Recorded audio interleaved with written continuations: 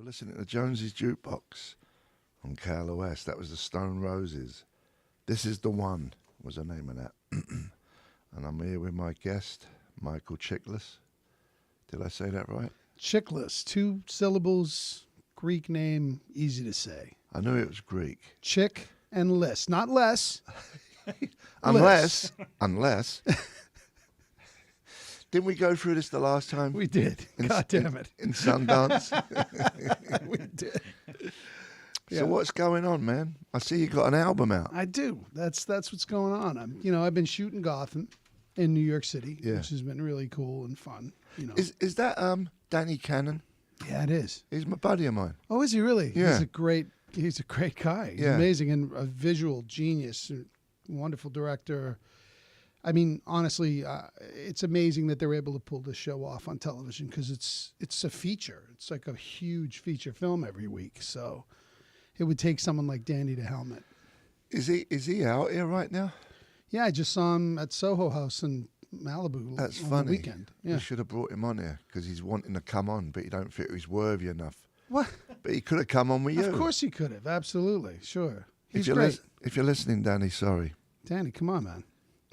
You should have chimed in and maybe he didn't know you were coming on. Probably No, not. He didn't. But anyway, yeah, we play football together. We used to play football together, soccer. Really?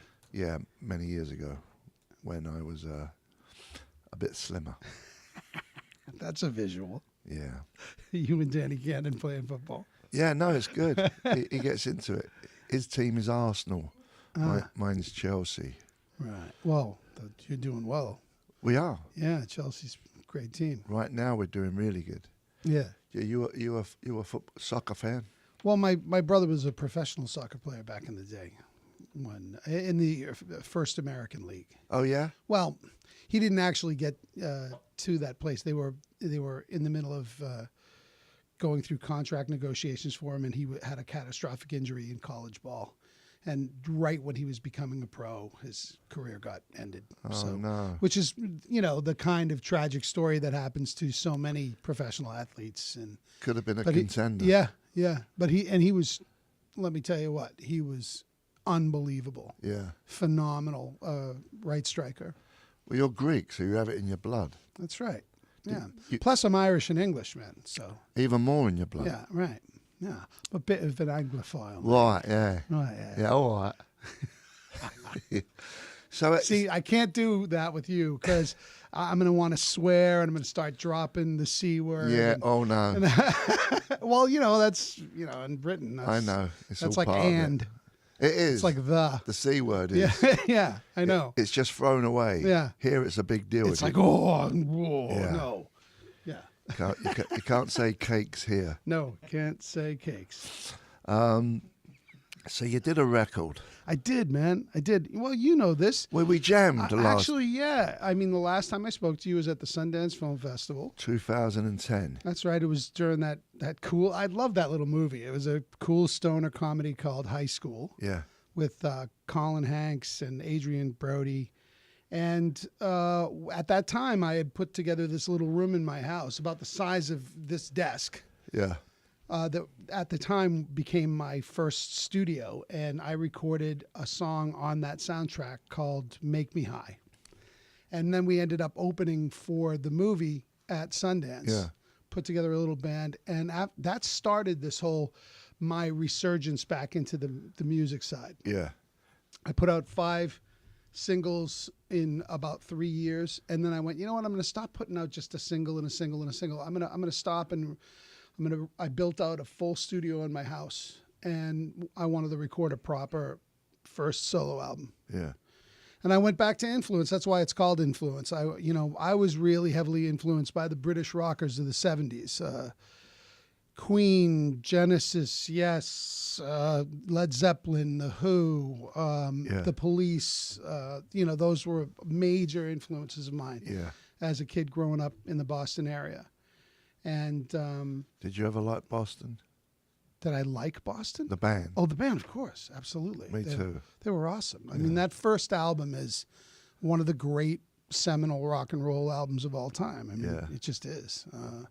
compositionally speaking, just engineering, performances. The guy, the singer was brilliant. I was so brilliant, and this sort of harkens those movies. I mean, those albums, because it's not reliant on auto tune or samples or any of that crap. Yeah. I mean, this is just straight ahead songs.